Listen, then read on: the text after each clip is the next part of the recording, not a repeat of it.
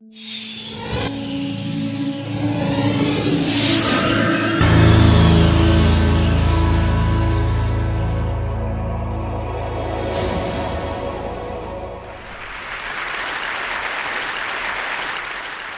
years ago, after having served 4 years in the United States Marine Corps and deployments to both Iraq and Afghanistan, I found myself in Port-au-Prince, leading a team of veterans and medical professionals in some of the hardest hit areas of that city, 3 days after the earthquake.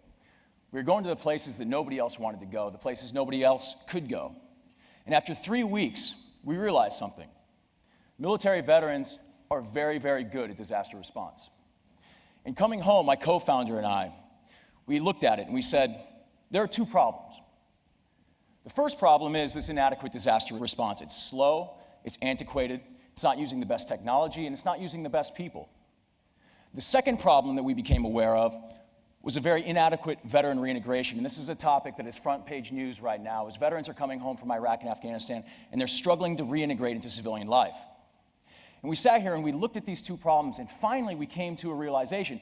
These aren't problems, these are actually solutions. And what do I mean by that? Well, we can use disaster response as an opportunity for service for the veterans coming home. Recent surveys show that 92% of veterans want to continue their service when they take off their uniform. And we can use veterans to improve disaster response. Now, on the surface, this makes a lot of sense. And in 2010, we responded to the tsunami in Chile, the floods in Pakistan. We sent training teams to the Thai-Burma border. But it was earlier this year when one of our original members caused us to shift focus in the organization. This is Clay Hunt. Clay was a Marine with me. We served together in Iraq and Afghanistan. Clay was with us in Port-au-Prince. He was also with us in Chile. Earlier this year, in March, Clay took his own life.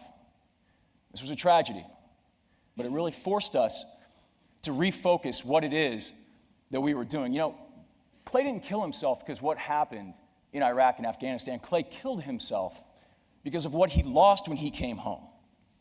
He lost purpose, he lost his community, and perhaps most tragically, he lost his self-worth. And so as we evaluated and as the dust settled from this tragedy, we realized that of those two problems, in the initial iteration of our organization, we are a disaster response organization that was using veteran service. We had a lot of success, and we really felt like we were changing the disaster response paradigm. But after Clay, we shifted that focus. And suddenly, now moving forward, we see ourselves as a veteran service organization that's using disaster response. Because we think that we can give that purpose, and that community, and that self-worth back to the veteran. And tornadoes in Tuscaloosa and Joplin, and then later Hurricane Irene, gave us an opportunity to look at that.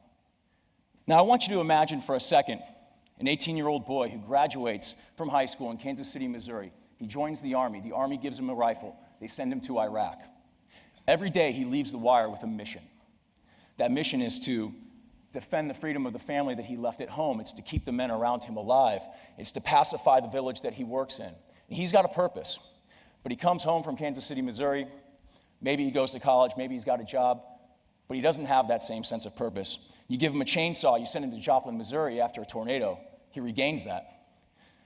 Going back, that same 18-year-old boy graduates from high school in Kansas City, Missouri. He joins the Army gives him a rifle, they send him to Iraq. Every day, he looks into the same sets of eyes around him. He leaves the wire, and he knows that those people have his back. He's slept in the same sand. They've lived together. They've eaten together. They've bled together. He goes home to Kansas City, Missouri.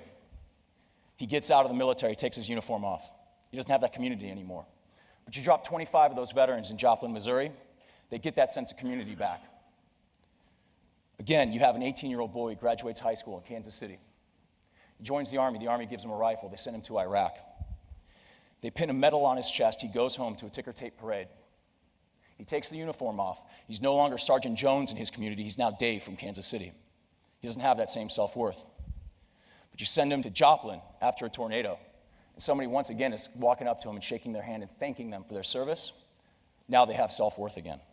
I think it's very important, because right now, somebody needs to step up, and this generation of veterans has the opportunity to do that if they are given the chance. Thank you very much.